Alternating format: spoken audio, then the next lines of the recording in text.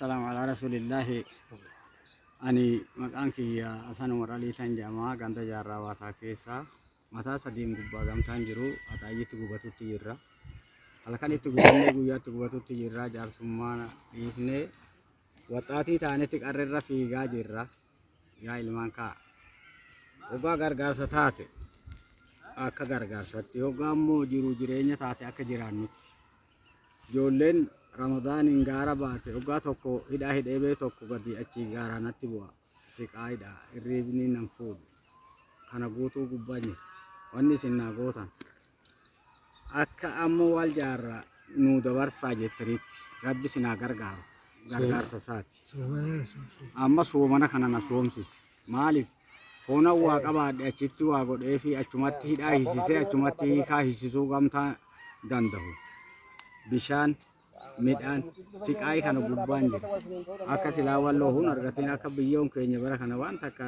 asmara alaan argatiin quba qabdu hoontu wanni taate sooddoonatti ariifadhu wal jaari wal jaaree alaan jira erga gaafa duundi wanni ta'ee karaan citee namni makiinarraa bu'ee cafameeti manatti hin galle alaan jira karaan baabur citee miilanan kamiseedha jimaa fuudhee sanbatee buutti jira karaa amma harawaa carraa deemu kana karaa amma jaarraa waataa keessan bahu kana erga qaddamee karaan itti deemamee hojjetamuun dhabamee wanni ati naa gootu yaa ilmaan kaa gama sanii akka jirtu wal jaari namni sadeen ta'e amma taa sadeen gubbaan jira amma kunoo matachuma oggaa gadi dhufe sadeen maalitti jirta jeeti wanni jira gurraan amma argadhe gurraan sadeen jedhamu kana sihinan argadhe ammaas akkana biraan maqanne bukkee kiyya naa dhaabbadhuun siin jaa wanni ati naa gootu har'aa buruus kanan sitti hadareeffadhe hadaraa amaanaa natti qophadhu maaliif ijoolleen ala bultu wanneen kofodaan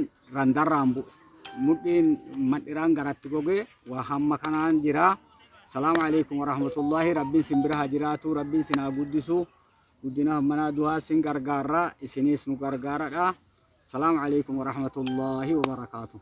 Asin gandarratti saakawaa jira jechuudha. Kilaashii wancofee taate isa shimbirrootti hin eegassan agarte kilaashii lolaammaa kanarratti ulee mataateedhaa jiru jechuudha. Uleen bu'aa buusaame ulee mataatee maaliif halagaan fagootee dishqaa fi matarayyaa sidhaate achi gubbaa si akka ati arma kilaashii fiddeetta maal bu'aa buufte. Maqaa Oromooti meeshaalee gurguddaa maqaa Oromiyaati meeshaalee gurguddaa bakka isa jabaa dhiifneetuma guyyaa shanjaa kana keessatti meeshaalee gurguddaa shanjaa bitaatiin agarsiisa birrii miliyoon 5 walitti buusaati TikTok makanarratti yoo guyyaa tokko qabattanii giiftii masabasabdan giiftii miliyoon 5 guuruu dandeessa maqaa Oromoo wallootiin. Wallahi nan beek osoo dhuguma Oromoof quuqamtanii mee amma kunoo namoonni hedduun giiftaroonni ammas jala jirtu jooyin gootanii gaafa seentan argaan jira baatanii ba'uu dhabdanii hin beeku mee gaaf tokko gastii wayii beellama waliif himaati gastii qabadhaati mee achirratti Oromoo wallootiif gargaarsa walii qaba hawaasa Girrisaana duratti waan Girrisaan fidee girreedhu sorbee tokko viidiyoos waraabbate inni kaan screenshotii suuraa godhate waan Girrisaan fidee Girrisu takka mee hojiin nu agarsiisa Oromoon tokko ifa ta'e Jamsi galatoomii Habiibii kee ulfaadhu barbaachisu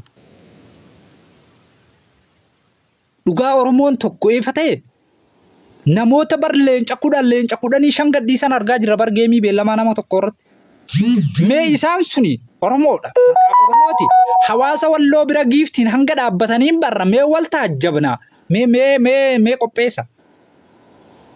qopheessa namoonni as jala jirtan hundi keessan na dhagaa jirtani mana Maarqos taasisaatti dhiyoota akkas waan kana haasawne turre Maarqos ammas jala sheenee ture bahee jiraatee hin beeku yoo jiraatte mee Maarqos lakkoofsa tokko waan sanarratti waliin haasofname wanti suni andidee ummata Oromoo kana gara gargaarsaatiin hin cinqinuu yaadaan ture garuu dideetuma yoo cinqine malee ta'an jiru dubbiin jabaatee jira waan ta'eef wanti ammas nurraa dhaabbatee hin jiru Maarqos hin jiru hin bahee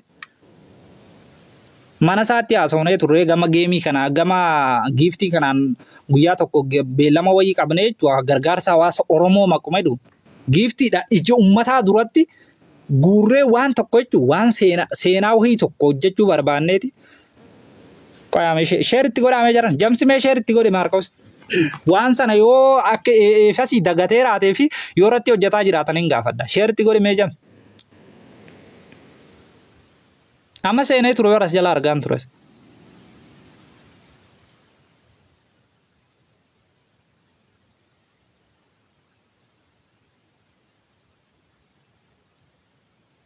Akkasii afaan Soomanaatiin nu hiisistanii hawaasa kana warra hin dandeessan gargaara. An dhugaa isinitti hima. Ka miidiyaadhaan afaan bareedaa qabdu, ka dhageettii bareedaa qabdu. Uummata kanaaf afaan keetiin dhageessisi. Rabbiin uummata kana afaan kee sababii godhee rakkoo isaa kana furuu danda'a. Ka ammoo gargaarsa maallaqaatiin Rabbiin birrii siif kenna. Rabbiin maallaqa sitti gadhiise obboleessa Muslimaa obbolummaa lamummaan Oromoodha waan ta'eef hawaasa kanaaf sagalee ta'ii yookaan Rabbiin birrii sitti kenne ammoo birrii kee irraa waan qabdu hin gargaari. Kan nama gargaarsisuu dandeessu immoo namni tokko tokko immoo dandeettii addaa qaba nama amansiisuu danda'a. Kan nama amansiistee nama gargaarsisuu dandeessu nama sagalee taasisuu dandeessu asis qooda kee baadhu calliftee ilaali. Calliftanii ilaalina wallaahi waa Oromoo Walloo kana calliftanii ilaalina wallaahi waa hin fansinii jedha waan keessatti argaa jiraan lola deemaa jiru kana. Wallaahi dadhabina keenyaan akka mastaawatiitti gaafan ilaalu kabara darbeetiif kabarana dadhabina guddaa jira.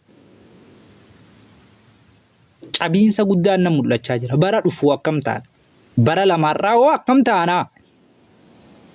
Isa jedhutu wallaahi hedduu na yaaddessaa jira.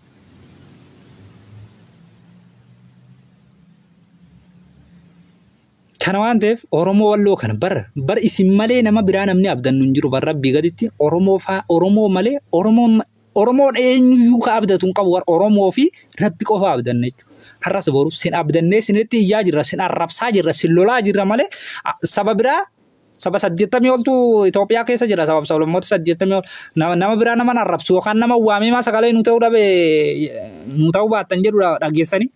Hin jedhu war maaliif keenya miti gaas isin garuu sinna jedhas gaafa dogongortanii wallaahi sinin arrabsa jechuun kun nama arrabsu agartanii beektanii ammoo yoo diddanii calettan garuu sinin arrabsa waan kiyya taataniif yoo gorsaan sirraa'uu dadhabdan arrabaa fi lolaan sirrooftanii wallollee wal arrabsinee sirroofta.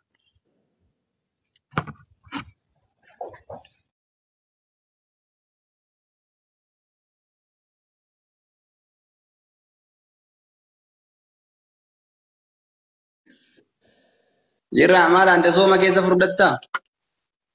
Tokko kana keessa lubbuu nama 50 darbeeti walumaa galatti lola qofaa irratti ka konkolaataa irraa buufamee qalame sana manni alakkaa wanneetuma dhiifne dheengaddaa torbee lama dura barsiisota Walloo keessaa ijoollee sun Jimmaas namni tokko ni jira irra hedduun isaanii ijoollee Wallaggaati.